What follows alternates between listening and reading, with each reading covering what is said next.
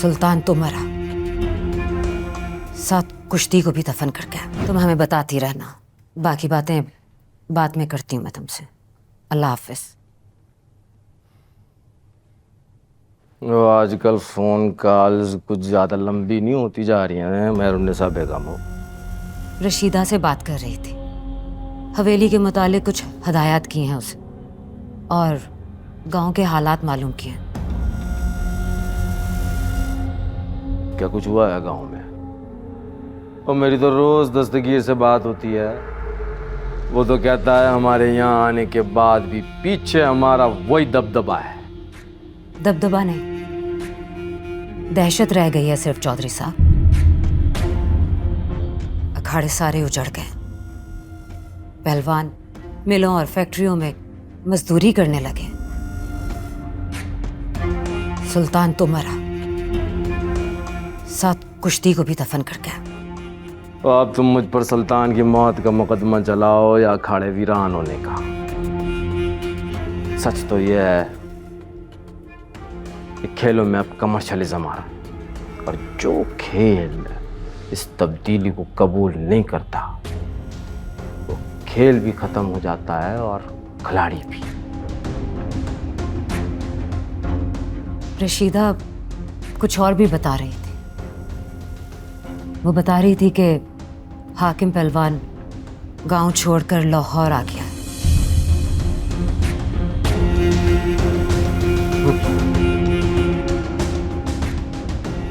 तो अब तुम ये कहोगी कि मौत तुम्हारा पीछा कर रही है चौधरी साहब? वो दकियानूसी औरत है।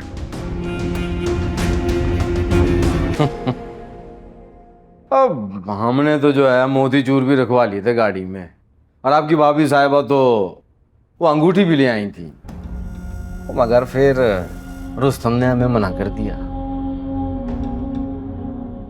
शायद सितारा से उसकी कोई बात हुई थी।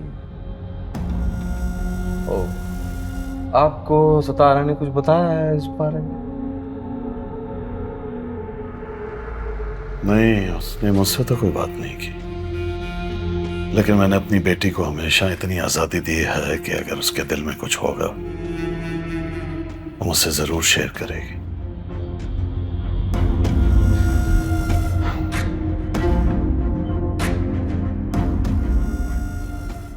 जॉय साहब, हमें बच्चों को कुछ वक्त देना चाहिए ताकि एक दूसरे को समझ सकें, जान सकें। ये रिश्ता उनकी रजामंदी और खुशी से होना चाहिए। बिल्कुल जी, बिल्कुल।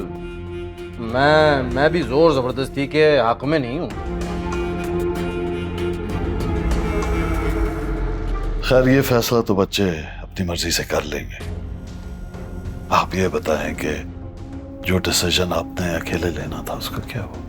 मैं आपको समझा नहीं। बड़े सादे हैं आप जॉय साहब। मैं आपके पॉलिटिकल करियर की बात कर रहा हूं। मेरा मतलब यह है कि आप कब ऐलान कर रहे हैं अपनी अमली सियासत का और कब आगाज करेंगे अपनी सियासी सरगर्मियों का? शाहनवाज भाई, अभी हम नए नए इस शहर में आए हैं, अभी यहाँ के मिजाज को समझने में थोड़ा वक्त तो लगेगा, और फिर कुछ करते हैं। क्यों नहीं?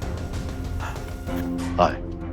देखिए अखाड़ा बुध और जुमेरात रात 8 बजे सिर्फ ग्रीन एंटरटेनमेंट पर।